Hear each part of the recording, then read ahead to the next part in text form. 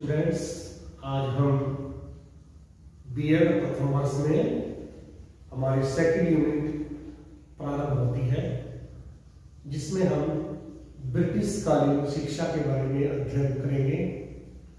अर्थात मध्यकालीन जो शिक्षा थी, जिसमें मुगल काल तक की हमारी शिक्षा चली है, बहादुर शाह जफर द्वितीय तक। उसके बाद में या उससे पहले ही हम कह सकते हैं कि कुछ छिटपुट घटनाएं जो है वो अंग्रेजों के द्वारा भारत पर हो रही थी।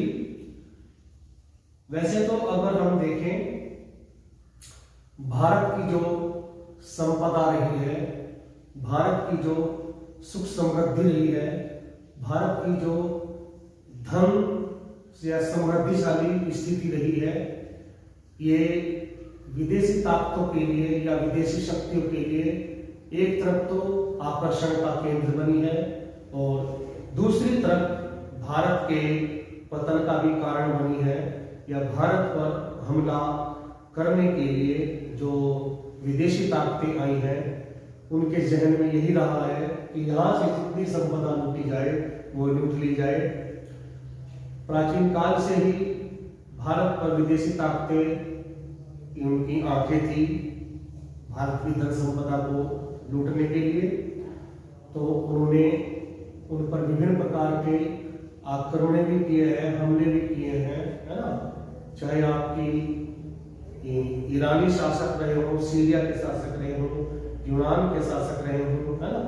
ये प्राचीन काल से इन्होंने भारत पर आक्रमण किया है, चाहे उनके जहन में वो साम्राज्य विस्तार की बात रही हो या धन संपदा की बात रही हो। उसके बाद में शक जाती रही है, हूण जाती रही है ना।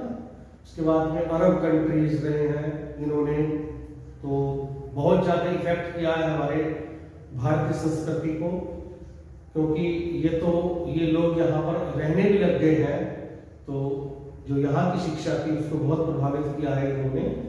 इसके बाद में धीरे धीरे जो है मुस्लिम शासकों के साथ में या रियासतदारों के साथ में जो है, जो अंग्रेज लोग थे या पुर्तगाली कह लीजिए, डेनमार्क के कह लीजिए, फ्रांसीसी कह लीजिए, है ना, इन सब की निगाह भी यहाँ पर व्यापार करने की रही है।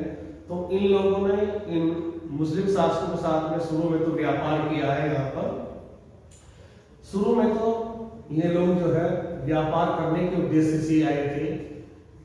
भारत की जो गरम मसाला है, जैसे काली मिर्च है, लौंग है, या लकड़ी का जो सामान है, या आपकी चाय की पत्ती है ना। चाय की पत्ती तो बाद की बात है, या आपके सूती कपड़े हैं, या आपका जरी का काम है, हाथी दांत का काम है ना। इन सब चीजों का व्यापार यहाँ से होता था दूसरे देश को।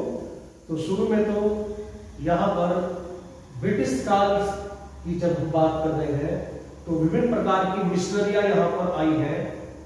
सबसे पहले तो उन्होंने व्यापार करने की ठानी है कि वो व्यापार करें भारत में आकर के, लेकिन धीरे धीरे व्यापार करते करते वो यहाँ पर रहने भी लग गए हैं।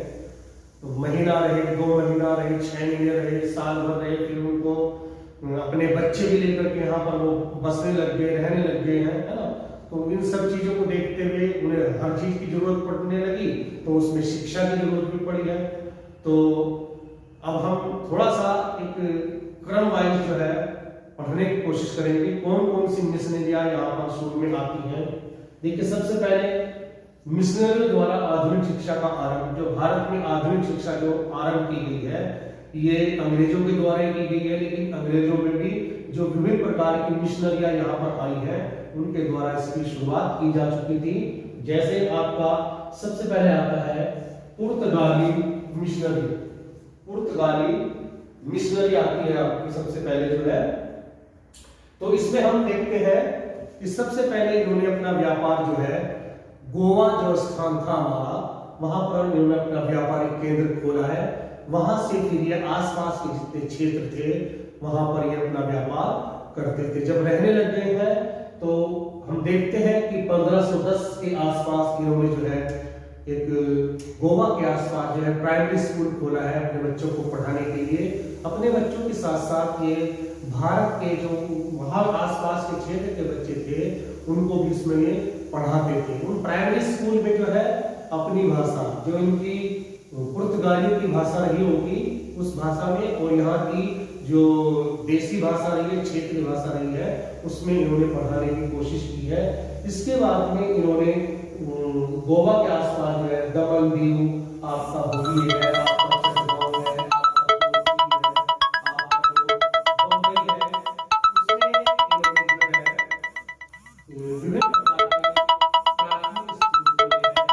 प्राथमिक स्कूलों में विभिन्न प्रकार का इन्होंने पाठ्यक्रम रखा है, और जो है इंग्लिश को इन्होंने मस्ट रखा है।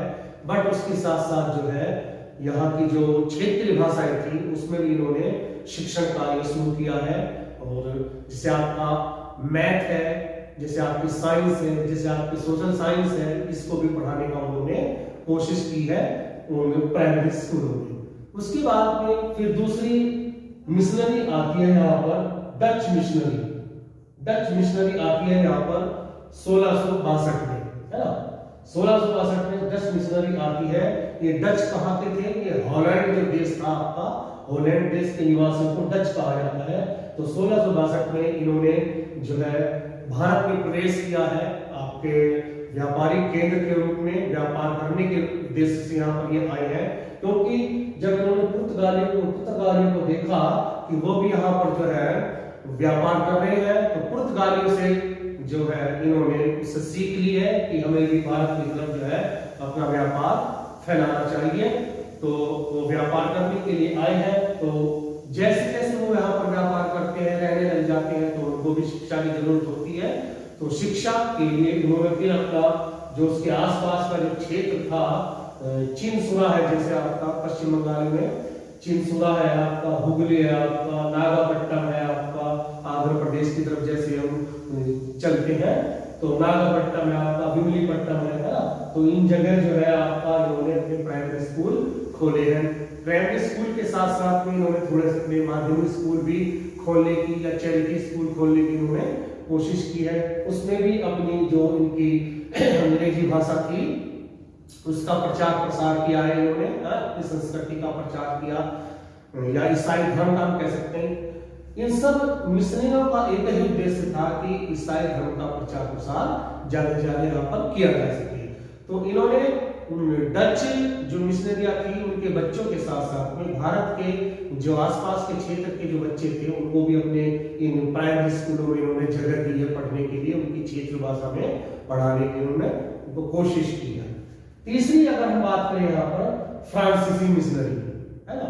फ्रांसीसी मिशनरी 1667 के आसपास यहाँ पर पांडिचेरी जो आपका प्रदेश है हमारा, जो एक संघशासित प्रदेश जिसको बोल सकते हैं हम, वो प्रदेश है हमारा। तो पांडिचेरी में इन्होंने अपना व्यापारिक कोठी खोली है या व्यापारिक केंद्र इन्होंने खोला है। व्यापार करने के उद्देश्य से यहाँ पर ये आए हैं। काफी समय तक इन्होंने अपना निवास भी किया है यहाँ पर। तो उसी परिप्रेक्ष्य में फिर इन्होंने यहाँ पर एक माही जगह है, वहां पर यनाम है, करैकल है, चंद्रनागौर है और पांडिचेरी है। तो इन जगह इन्होंने अपने अपने प्राथमिक स्कूल खोले हैं या प्राइमरी स्कूल खोले हैं। उसी के साथ साथ इन्हें जब थोड़ा महसूस दिया कि सेकेंडरी स्कूल भी यहाँ पर खोले चाहिए, तो सेकेंडरी स्कूल भी इन्होंने खोले, माध्यमिक स्कूल भी इन्होंने खोले हैं। तो माध्यमिक स्कूल में इन्होंने जो है यहाँ की जो मातृभाषा थी इनकी भारतीयों की, उस पर भी इन्होंने शिक्षा दी है। और उसके बाद में इन्होंने जो इनका मेन मकसद था ईसाई धर्म का प्रचार प्रसार करना, उसका भी प्रचार प्रसार किया है इन्होंने, है ना। तो इन स्कूलों में जो है इंग्लिश मस्ट थी इनमें, और ये इंग्लिश मस्ट थी, और उसके साथ साथ में जो है सामाजिक विज्ञान हुआ, आपका विज्ञान हुआ, आपका मैथमेटिक्स हुआ, इन सब चीजों को पढ़ाने की इन्होंने कोशिश की है अपने बच्चों के साथ साथ भारतीय बच्चों को भी, है ना। नेक्स्ट आता है इसमें डेन मिशनरी। डेन मिशनरी का मतलब होता है जो डेनमार्क के रहने वाले व्यक्ति थे उनको डेन मिशनरी के नाम से जाना जाता है। तो ये आपके 1680 के लगभग जो है भारत में प्रवेश करते हैं। इनका भी उद्देश्य मैंने आपको पहले बताया कि व्यापार करने के उद्देश्य से सब लोग यहाँ पर आए हैं और खूब व्यापार करते हैं। देशी कपड़ों का व्यापार करते हैं, यहाँ पर मसाले का व्यापार करते हैं, लकड़ी के काम का व्यापार करते हैं, हाथी के दांत का, जरी के काम का, है ना, इन सब चीजों का व्यापार यहाँ से करते थे और अपने देश से जो है मुद्रा जो है सोने की मुद्रा यहाँ पर लेकर के आते थे। तो वो काफी सोना उस समय भारत में जमा भी हो रहा था, है ना। तो इन्होंने भी जब यहाँ पर रहते रहते काफी टाइम हो गया तो इनको भी शिक्षा की जरूरत हुई कि अपने बच्चों को हम कैसे शिक्षा देंगे। तो उसी परिप्रेक्ष्य में इन्होंने अपने आसपास के जो क्षेत्र थे उनमें अपने प्राइमरी स्कूल खोलने शुरू कर दिए हैं। जैसे आपका श्रीरामपुर है, जैसे आपका ट्रावणकोर है, जैसे आपका तंजौर है, जैसे आपका तिरुचिरापल्ली है, जैसे आपका मद्रास है ना।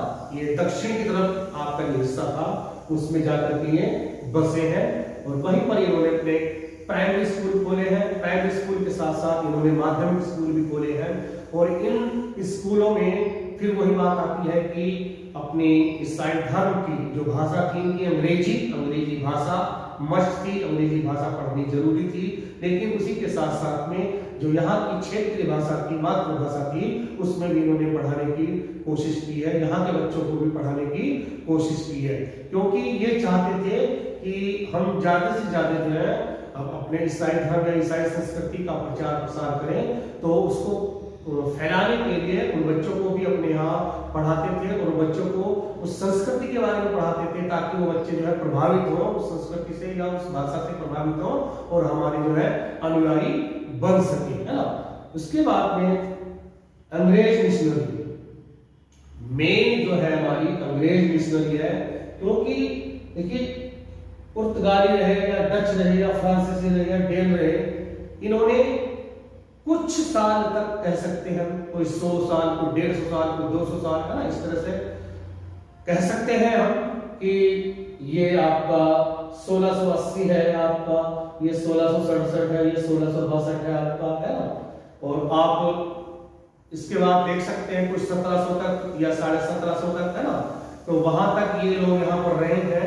लेकिन अंग्रेज मिशनरी जो है इसने सबसे ज्यादा प्रभावित किया है भारतीयों को, भारत की शिक्षा को, भारत की संस्कृति को, भारत की सामाजिक संरचना को, है ना, भारत की राजनीति को, भारत के आर्थिक क्षेत्र को सबसे ज्यादा अगर प्रभावित किसी मिशनरी ने किया है वो रही है अंग्रेज मिशनरी, है ना। जो इंग्लैंड से लोग आए थे उनको अंग्रेज कहा जाता है।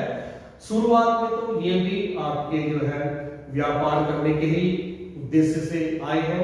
इनके यहाँ ईस्ट इंडिया कंपनी की जो है वो गठित की गई थी, ईस्ट इंडिया कंपनी। तो ईस्ट इंडिया कंपनी जो है अपने जहाज जो है वो लेकर के, बड़े बड़े जहाज बेड़े लेकर के वो भारत में समुद्री मार्ग से यहाँ पर आते थे। तो वो व्यापार करते थे। व्यापार करने के साथ साथ में ईस्ट इंडिया कंपनी के साथ में कुछ पादरी लोग भी आते थे, क्योंकि वहां की जो संसद थी उसने उन पादरियों को छूट दे रखी थी कि आप लोग इन व्यापारियों के साथ में भारत जाएंगे और ज्यादा से ज्यादा ईसाई धर्म का प्रचार प्रसार आप वहां पर करेंगे। तो इस प्रकार से वो पादरी जो है उन्होंने धीरे धीरे अपना ये कार्य करना शुरू कर दिया और दो माध्यम से वो इस कार्य को करते थे। पहला माध्यम था उनका शिक्षा के माध्यम से और दूसरा माध्यम था उनका दीन दुखियों की सेवा करके, यानी कि जो यहाँ पर दीन दुखी थे, दरिद्र व्यक्ति थे या दुखी थे या पीड़ित थे, उनकी वो सेवा में लगते थे, उनको वो सेवा उपलब्ध कराते थे, जो उनकी बीमारियां थी उसको ठीक करने में लगते थे। तो उसके साथ साथ में फिर उनको वो ईसाई धर्म बनाने की, ईसाई धर्म में परिवर्तित करने की वो कोशिश करते थे या वो ईसाई बनाते थे और बन भी जाते थे। जो लोग परेशान थे उनकी अगर परेशानी दूर हो गई है, उनको अगर पैसा मिल गया है, उनकी बीमारियां सब ठीक हो गई है, तो फिर उनको ईसाई धर्म ग्रहण करने में या लेने में या उसका फॉलोअर्स बनने में कोई दिक्कत नहीं होती थी। तो उसके माध्यम से उन्होंने प्रचार किया। दूसरा किया उन्होंने शिक्षा के माध्यम से। देखिए शिक्षा के माध्यम से इन्होंने प्रचार करने के लिए शुरू में बहुत सारे इन्होंने प्राथमिक स्कूल खोले हैं, कुछ चैरिटी स्कूल खोले हैं, है ना। प्राथमिक स्कूलों के साथ साथ में फिर इन्होंने धीरे धीरे धीरे धीरे जो है फिर अपने माध्यमिक स्कूल खोलने शुरू किए हैं, है ना। इनके एक चीज मैं बता देता हूं आपका, कुछ चार्टर एक्ट होते थे इनके।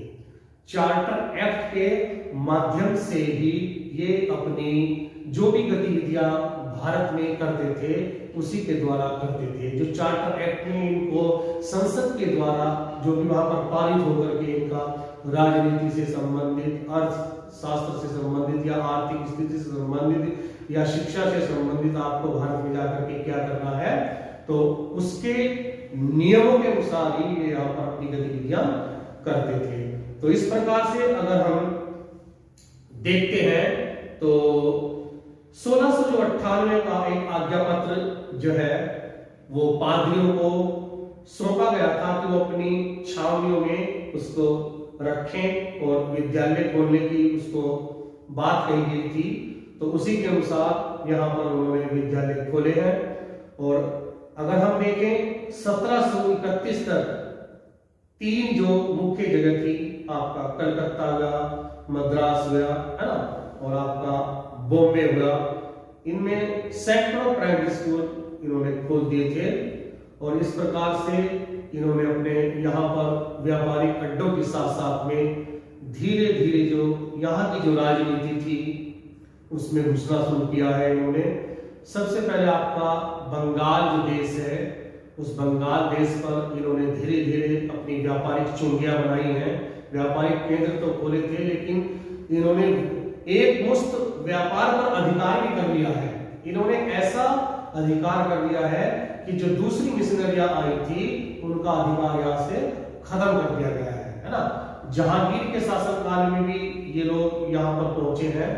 जहांगीर का जो शासनकाल रहा है, सर टॉमस रो है ना, कैप्टन हॉकिंस है, ये इस तरह के जो आपके अंग्रेज जो व्यापारी थे वो वहां पर आए हैं। उन्होंने उनसे आज्ञा ली है कि वो अपने इस क्षेत्र में हमें व्यापार करने के लिए अनुमति दें। तो उन्होंने व्यापार वहां पर किया गया है और धीरे धीरे उन्होंने भारत का जितना भी व्यापार था उस पर अपना एकाधिकार जमा लिया है। और जितनी भी ये डेन या फ्रांसीसी या डच या पुर्तगाली मिशनरियां थी, इनका धीरे धीरे धीरे धीरे उन्होंने यहाँ से सफाया कर दिया है। और इस प्रकार से देखिए यहाँ पर ये रहते रहते काफी समय हो गया है, तो इन्होंने यहाँ की जो राजनीति थी उसमें भी एंट्री करना इन्होंने प्रारंभ कर दिया, उसमें घुसना शुरू कर दिया है। और धीरे धीरे जो यहाँ की कुछ आपसी मतभेद थे शासकों के, मुस्लिम शासकों के, उन मतभेदों का इन्होंने उनमें और फूट डाली है। फूट डाल करके उसका लाभ उठा करके फिर धीरे धीरे यहाँ के शासक बनने की इन्होंने कोशिश की है। तो इस प्रकार से जैसे आपका बक्सर का युद्ध हुआ है, जैसे आपका प्लासी का युद्ध हुआ है, तो इससे तो भारत में अंग्रेजों का रास्ता और भी साफ हो जाता है कि वो यहाँ पर राज्य अपना मजबूत कर सके या अपना वो शासन करने की तरफ और आगे बढ़ सके। तो इस प्रकार से थोड़ा सा मैंने आपको ये मिशनरियों के बारे में बताया है। अब थोड़ा सा और आगे हम बढ़ते हैं इसमें कि आगे क्या रहा होगा इसमें। 1813 का आज्ञा पत्र।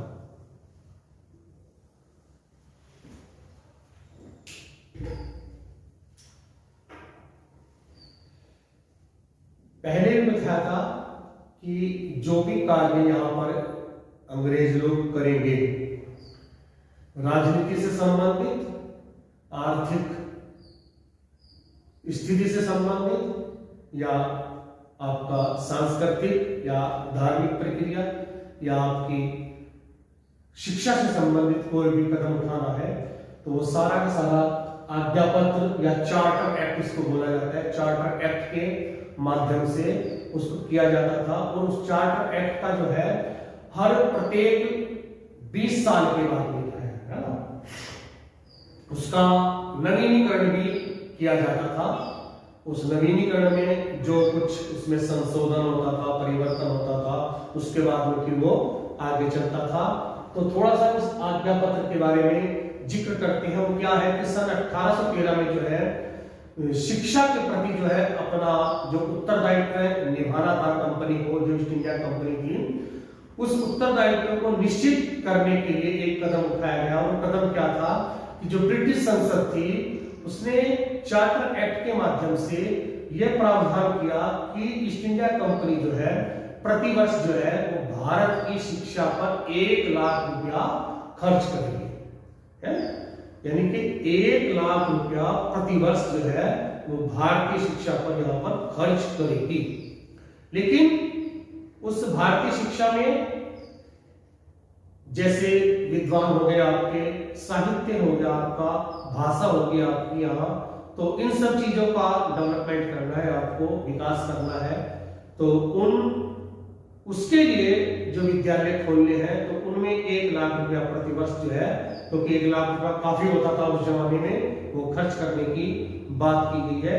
लेकिन उसमें एक चीज सामने आई है कि उसमें ये जिक्र नहीं किया गया है कि जो यहाँ पर विद्यालय खोले जाएंगे उन विद्यालयों का जो वातावरण होगा या पढ़ने पढ़ाने का माहौल होगा वो कैसा होगा, वो भारतीय रेफरेंस में होगा या अंग्रेजों के रेफरेंस में होगा। यानी कि भारतीय पाठ्यक्रम होगा या अंग्रेजी पाठ्यक्रम होगा, भारतीय भाषा होगी या अंग्रेजी भाषा होगी, भारतीय साहित्य में से पढ़ाया जाएगा या अंग्रेजी साहित्य से पढ़ाया जाएगा, है ना। तो इन सब चीजों का कोई फ्रेमवर्क उन्होंने कोई तैयार नहीं किया, कोई आउटलाइन बना करके नहीं दी, सिर्फ उन्होंने लिखित रूप में ये दे दिया कि प्रतिवर्ष जो है आज के बाद जो है 1 लाख रुपया भारत की शिक्षा पर खर्च किया जाएगा। तो इस प्रकार से अगर हम देखें वो कम से कम 8-10 साल तक ऐसे ही चलता रहा। चलता क्या रहा, जो उन्होंने प्राथमिक और माध्यमिक स्कूल खोले थे, जैसे वो पहले से चलते आ रहे थे मिशनरियों द्वारा, उसी तरह से वो थोड़ा थोड़ा जो है वो व्यवस्थित या अव्यवस्थित जैसे भी रूप में था वो चलता रहा। लेकिन वो 1 लाख रुपए जो बात थी, वो 1 लाख रुपया जो है वो खर्च नहीं हो पाया है। जिसकी बात थी कि प्रतिवर्ष 1 लाख रुपया जो लगाया जाएगा उसका कोई हिसाब वहां पर नहीं बन पाया है। तो इसीलिए वो 1 लाख रुपया प्रतिवर्ष खर्च हो तो उन्होंने एक जन शिक्षा की सामान्य समिति जो है एक 1823 में उसका गठन किया है और निर्धारित जो धनराशि थी वो 1 लाख रुपया उसको खर्च करने का दायित्व उसको सौंपा गया है। जो जन शिक्षा की सामान्य समिति थी, यानी कि general committee of public instruction, है ना, तो उसको वो 1 लाख रुपया जो है प्रतिवर्ष सौंपने की बात उसको कही गई है कि आप जो है इस कार्य को थामेंगे। लेकिन इस समिति के कुछ सदस्य थे प्राच्यवादी, कुछ सदस्य देश के पाश्चात्यवादी। ये क्या चीज है प्राच्य और पाश्चात्य? जो जन शिक्षा की सामान्य समिति बनाई गई, एक उदाहरण है थोड़ा सा, मान लिया अगर वो समिति बनाई 20 लोगों की तो 10 लोग एक तरफ हो गए और 10 लोग एक तरफ हो गए। 10 लोगों का कहना क्या है कि जो 1 लाख रुपए खर्च करने वाली जो बात है यहाँ पर, वो अंग्रेजी माध्यम की जो शिक्षा दी जाएगी उस पर वो खर्च किया जाएगा। दूसरे आधे लोग कह रहे हैं, वो भी अंग्रेज लोग ही हैं, कि जो 1 लाख रुपया प्रतिवर्ष यहाँ पर खर्च किया जाएगा, है ना, उस खर्च को जो है वो हिंदी माध्यम से या जो यहाँ पर क्षेत्रीय भाषा जो चल रही है पहले से परंपरागत रूप से जो चली आ रही है, इनकी शिक्षा दीक्षा उसके ऊपर चलेगा। पहले वाले क्या कह रहे हैं? पहले वाले कह रहे हैं कि अंग्रेजी माध्यम का स्कूल होगा, अंग्रेजी ही पाठ्यक्रम होगा, अंग्रेजी ही शिक्षण विधियां होंगी उसमें, है ना, और अंग्रेजी ही भाषा होगी उसमें, बहुत जरूरी होगी, बिल्कुल है। तो उस माध्यम से जैसे जॉन मिल्टन है, टॉलस्टॉय है, ये आपके पोएट हैं, इनकी कविताएं, इनकी पोएम जो है वो सुनाई जाएंगी, यहाँ पर बच्चों को दिखाई जाएंगी, तो उस पर वो खर्च होना है ना।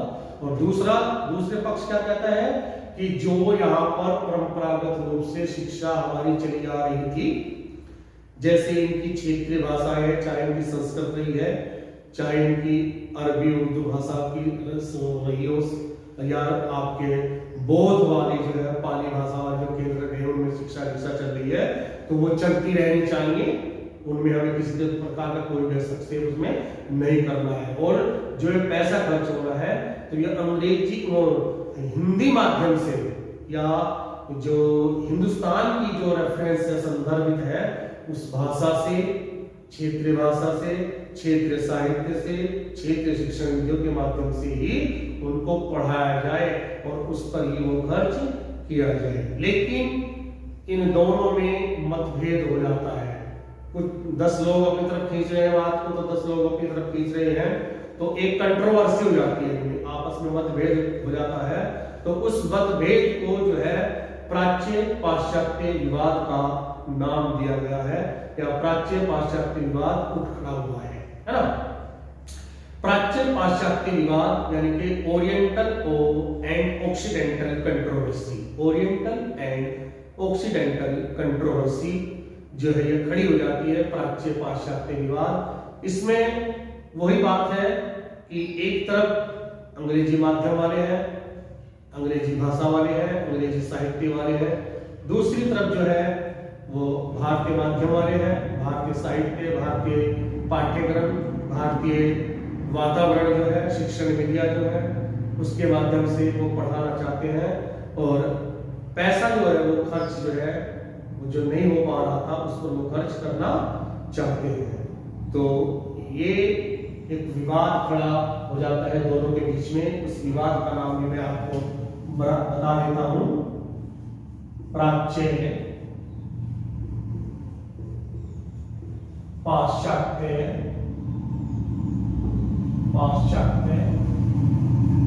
विवाद, प्राच्य पाश्चात्य विवाद।